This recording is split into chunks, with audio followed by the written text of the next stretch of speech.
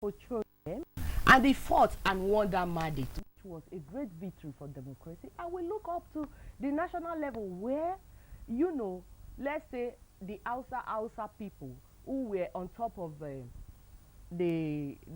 political, who were the presidential candidates of all the political parties, didn't relent because an Hausa man as a PDP emerged the political, president of Nigeria. They didn't say, no, he's my brother, let us forgive him and just forget about the mandate that we felt was stolen from us. No, they went to the end and they proved, they proved the point to us that democracy is not about brother or sister. It's about the man that the cap fits.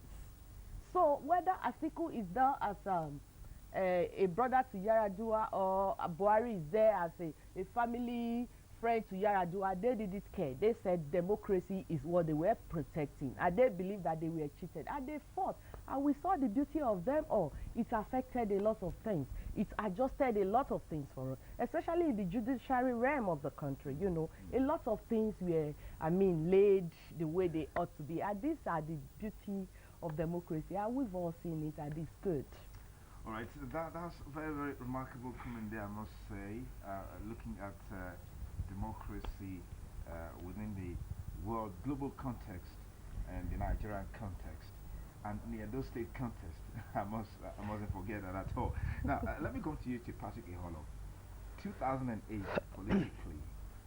You travel far and wide, and you see how this thing is done. What's your take? But you're also in tune with what's happening at home. What's your take? Well, first of all, let me say Happy New Year in Nigeria. I think we are really progressing. I also think that the worst form of democracy is the best as in comparison with military Any dictatorship. other government. Okay? But I will say that we as a country, we are doing well, but we can do better. Because if you reflect back that as we speak today, in about 15 or 18, 20 years ago, we won't dare this. But I will say that today you can see we can speak freely, we can at least contribute, we can actually criticize, but it's always better for you to come out constructively if you want to criticize. But what we had been missing in the past is that so many of us are not contributors to democracy. We are consumers. And we are not contributors, okay? Yes, it's funny, but we can all laugh at that. But I will also say that too, we need to inform our people. Our people are not informed. They are educated, but they are not informed. They don't, or some of us don't really know our right. But I can assure you that because we just enter a new year, and because things are changing gradually, they are changing gradually. Those who are elected senators, House of Rep, House of Assembly, chairman, we must let our people know that there are constitutions. There are provisions in our constitution that give us right to recall back any of our senators or House of Rep or member of House Assembly who are not performing well. The issue that we are facing today is with choosing him, he must be there. If we talk to our leaders and say, condemn them in totality, that nobody has the right to say your vote or my vote or our vote does not count, things will gradually become better for Nigeria. Let me just quickly say, I was late here today. Why was I late? I was late because there were no, we call it gas in America, there were no petrol here. I mean, it said in abundance of water, the food is tasty. We're so blessed as a nation. We're so rich. We're not supposed to queue up for fuel. So we should please appeal to those rich brothers and sisters to invest more in Nigeria and also encourage our governor to invite those of us who are abroad to come back home, that this country is a great country, that together we can all make it better. Well, if you're just joining us, the program is this morning on ITV, special New Year edition. 2009 is here.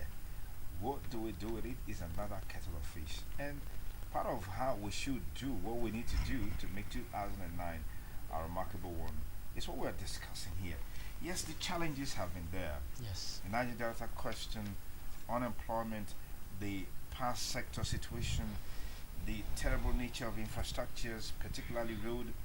you had a peaceful protest on drawing attention to us. I mean, for us to have, for government to know, well, they need to fix these roads and all of that. Yes. Let's look at these critical sectors of our national development. How should we tackle them in 2009 so that at the end of the day, the people can have a sense of belonging? Well, I think this thing is just like a ladder. Because when you don't count, if you must count, you have to start from zero. If you don't start from zero, you cannot count one, you cannot count two, you cannot count three. But our government especially have ways of doing it, their things. There's no consistent policy in whatever form that has to do with government business with the people. And government do not always take the people along in all their plannings. It's just like you want to sew me a shirt and you don't know my size or you don't know my taste.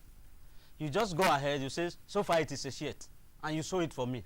How do you think that when I wear that shirt, I will be comfortable? You see, those are the things we are talking. We have always been saying that anything that has to do with budgetary planning and execution, government must inculcate the policy of the public, the policy of the civil society organizations, because they largely see, government largely see these organizations as alien to the governance process, which ought not to be. If you have what is called community budgeting, community project monitoring, there's no how government cannot perform. You just come to a community, you say, okay, what this community needs is borehole.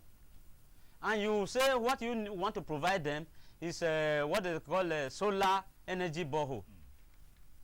But you don't have all the parameters on the ground to make that borehole work. And you just go there and sink that borehole. Say maybe after a few months, it is no longer working. But that is not what we should really do. In the case of President Yaradua, we don't want panicking policy propagation and execution. It doesn't work. For instance, when he came in, he said he was going to declare a state of emergency on the power sector. And that seems to be